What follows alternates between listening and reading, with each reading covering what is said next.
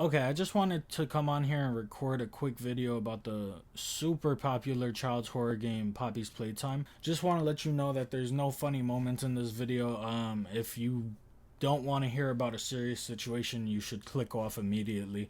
It's very tragic and it's actually very sad that it happened. Now, I've never personally played this game, but I know that a lot of people on YouTube, streamers, everybody like that, I know that they do play it, and it's super popular with kids and just people of a younger age and of an older age. I've only seen gameplay of it maybe one time, maybe two times, but that was it. That was it. I never played it. I never went back to it, nothing like that. I was scrolling on Facebook like 2 days ago, and I saw that something had happened to a 9-year-old in Bridgeport, Connecticut. If you don't know, I was born and raised in Bridgeport for about half of my life.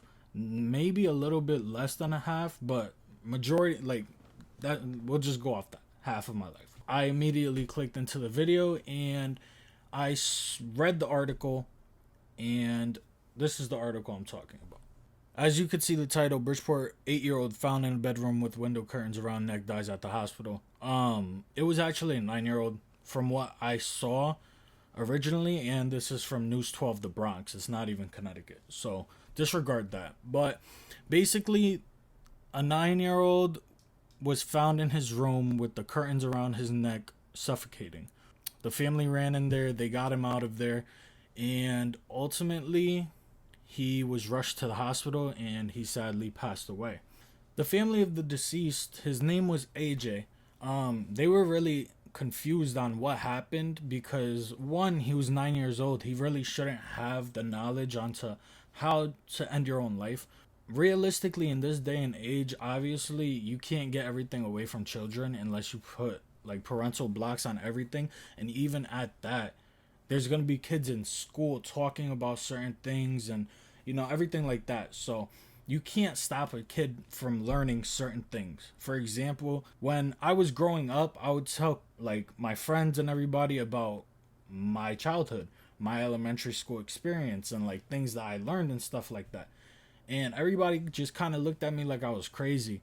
And honestly, I don't know if it's because I went to a Bridgeport elementary school and we were just like delinquents, or like I seriously, I can't tell you. I don't know if it's all elementary schools, but basically you can't get knowledge away from kids. They're all sponges, and eventually bad things are going to be learned. Due to being so confused about what had occurred, the family started to look into his iPad history and like his search history, YouTube, everything like that. And there was one thing that was popping up significantly more than anything else, which was Poppy Playtime. That goes for YouTube videos and the app itself. For anyone who doesn't know what Poppy's Playtime is, let me just explain it to you really quick.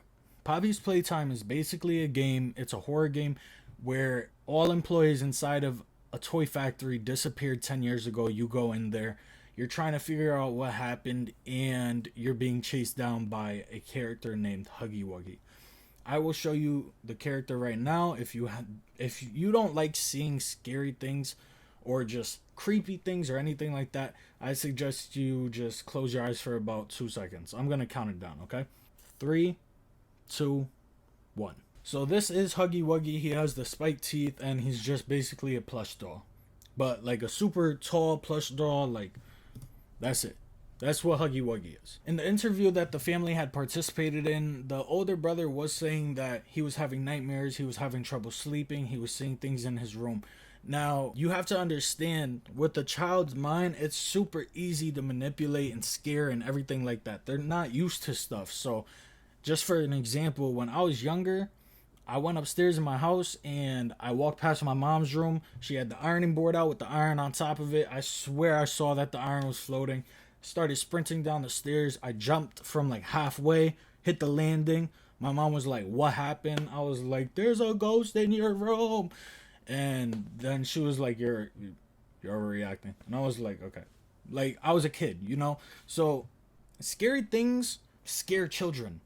And basically, this is one of those circumstances where the child was so freaked out. And honestly, we don't know if it was just the fact of his imagination being frightening, or anything else that really occurred, but the family truly does believe that this game had some impact on him taking his life. You have to understand that the game truly is like directed towards children, and that's for a reason. We have Five Nights at Freddy's, and you could make the argument that it's much worse than Poppy's Playtime, but it's all based on the viewer. Like, that's the viewer's opinion. Being based towards children really does raise two issues.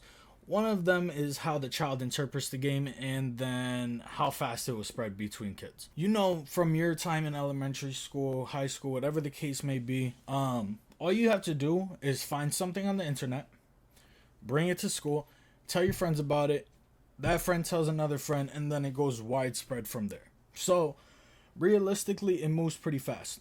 And honestly, parents and elders should not be blamed for a situation like this, because you can't be over a child's head all the time, watching exactly all that they watch and being with them at school and everything. You can't blame a parent for this type of situation happening. Now, I'm gonna look at this one article. I didn't even read it, so we're gonna read it together. I just found it real quick, and I'm not gonna lie about it. So as you can see, the title says Huggy Wuggy, what is viral YouTube and TikTok video game and police warning over teddy bear song explained. This was posted on April 4th, 2022, so it's fairly recent. It's only about 2 months. A razor-toothed blue teddy known as Huggy Wuggy sings about hugging and killing in videos which have gone viral among children. Police are now warning parents across the UK to act after children as young as 5 have viewed the video, which invites viewers to take their last breath.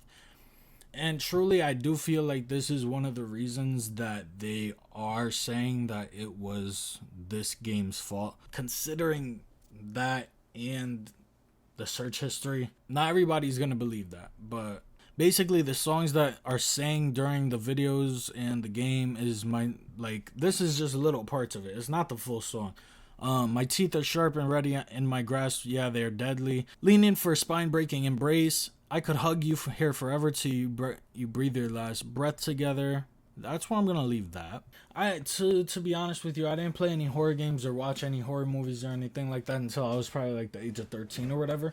In my opinion, I realistically don't think that there should be horror games like created for children. It's just not healthy for them to be exposed to jump scares and all of that type of stuff like at an adolescent age. Of course, it's gonna happen once in a while. For example, I think on like Thanksgiving when I was like 6 years old, my cousins showed me the ghost car video for the first time, and I couldn't sleep for like a couple days after that. So I don't know. I would say it's different if like parents were in the room and like they were just there. But when a kid is just indulging in it like so much to the point that it starts freaking them out, they start having nightmares, that's just not healthy overall. It's just not. With all being said, I do feel very bad for the family, and I hope that this doesn't happen to anybody else's family. Parents, please check on your children and make sure that everything's up to par. And kids, if you don't think that you could handle it, don't try and impress other people. And if people call you a wimp or something, other worse words, just don't even listen to it, bro. Just don't listen to it. Your safety is more important than anything. But that's about it for today. So, see you guys later.